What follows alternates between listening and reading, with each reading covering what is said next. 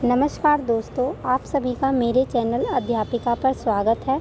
आज हम कोश के बारे में बात करेंगे और उसके वर्गीकरण के क्या क्या आधार हैं उसके बारे में चर्चा करेंगे। यदि हम कोश के बारे में बात करते हैं तो संस्कृत में कोश शब्द का प्रयोग अत्यंत प्राचीन काल से ही मिलने लगता है और ऋग्वेदिक काल में भी यह शब्द अनेक बार प्रयोग में लाया गया है।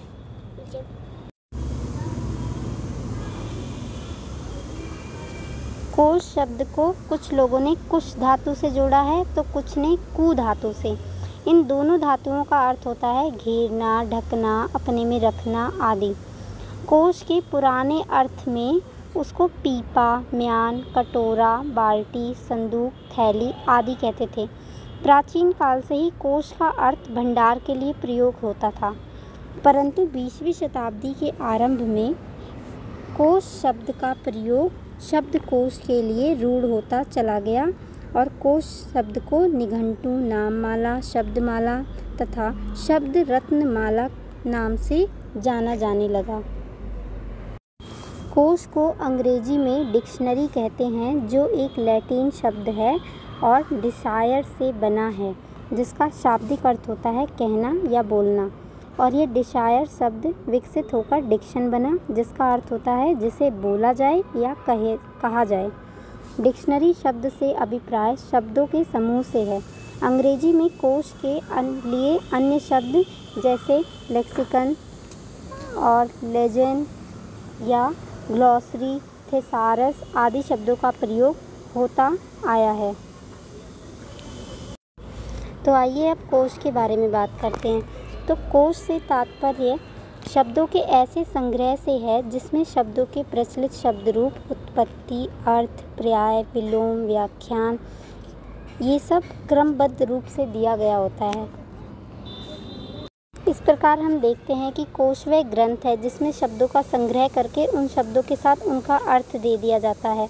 परंतु कोश का अर्थ ये नहीं कि उसमें शब्दों का संग्रह ही हो, उसमें उसके प्रचलित शब्द रूप आदि भी दिए गए होते हैं। अब कोश के वर्गीकरण के बारे में जानते हैं। तो कोश का सर्वस्वीकृत वर्गीकरण नहीं हो पाया है।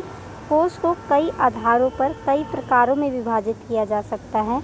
जैसे कि कोश को हम उद्देश्य के आधार पर, अर्थ के आधार पर, काल के आधार पर, भाषा के आधार पर, प्रविष्टि क्रम के आधार पर, विशिष्ट दृष्टिकोण, विषय तथा आकार के आधार पर अलग अलग भागों में बांट सकते हैं। यदि हम कोश के उद्देश्य के आधार पर वर्गीकरण को देखते हैं तो इसमें अर्थ, प्रतिशब्द, पर्याय, विलोम, विवेचन, प्रयोग, व्युत्पत्ति, उच्चारण, संग्रह आदि के आधार पर कोश बनाए जाते हैं। जैसे यदि हम शब्दकोश को देखते हैं तो उसमें हमें सिर्फ अर्थ दिए गए होते हैं और 2 या 2 से अधिक भाषाओं के तुलनात्मक पारिभाषिक कोश में प्रतिशब्द दिए गए होते हैं। विलोम तथा पर्याय कोश में क्रमशः पर्यायवाची तथा विलोम शब्द दिए गए होते हैं। विषय कोशों में परिचय और विवेचन तथा विश्व कोशों में पर्याय, व्युत्पत्ति तथा उच्चारण आदि होता है। संग्रह में उद्धरण कोश, सूक्ति कोश आदि आते हैं। कुछ कोश ऐसे भी हो सकते हैं जिनमें इन उद्देश्यों में से कई को एक साथ ले लिया गया होता है। जैसे हिंदी शब्द सागर में व्युत्पत्ति, अर्थ तथा परिचय तीनों दिया गया है, जो नागरी प्रचारणी सभा द्वारा प्रकाशित हुआ है। दूसरा वर्गीकरण का आधार है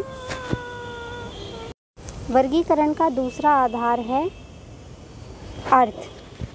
अर्थ के आधार पर कोश समानार्थी, अनेकार्थी, विलोमार्थी, एकार्थी आदि हो सकते हैं।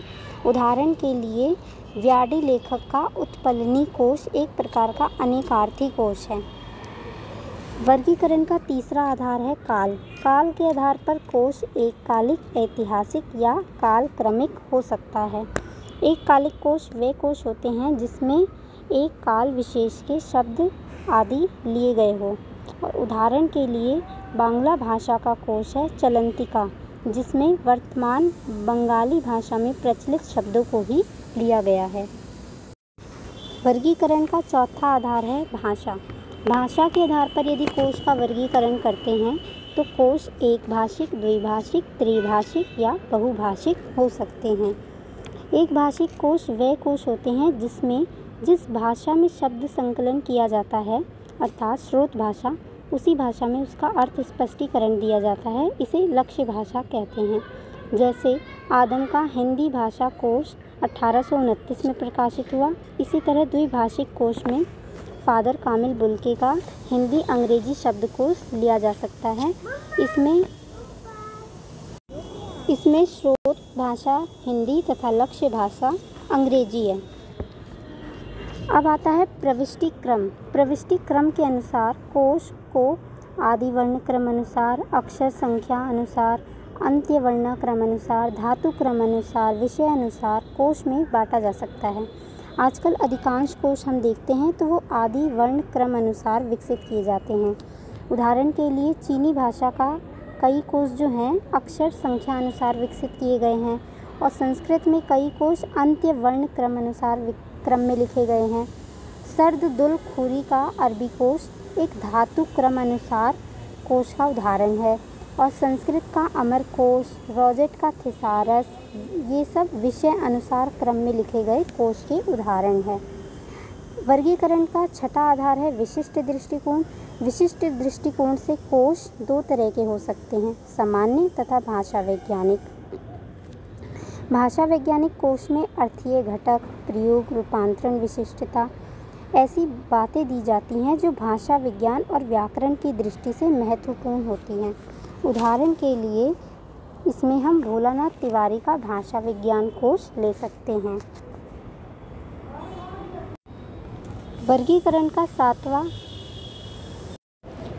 आधार है विषय। विषय के आधार पर हम अनेक कोश निर्मित कर सकते हैं, जैसे जीव विज्ञान कोश, इतिहास कोश, रसायन शास्त्र कोश, भूगोल कोश, भौतिक विज्ञान कोश, धर्म कोश, मानव वंश विज्ञान कोश, समाजशास्त्र कोश, मनोविज्ञान कोश और भी अनेक विषय हैं जिनको आधार बनाकर विषय कोश निर्मित किए जाते हैं। वर्गीकरण का आठवां आधार है आकार। आकार के आधार पर हम कोश को दो भागों में बांट सकते हैं, सामान्य कोश तथा विश्व कोश।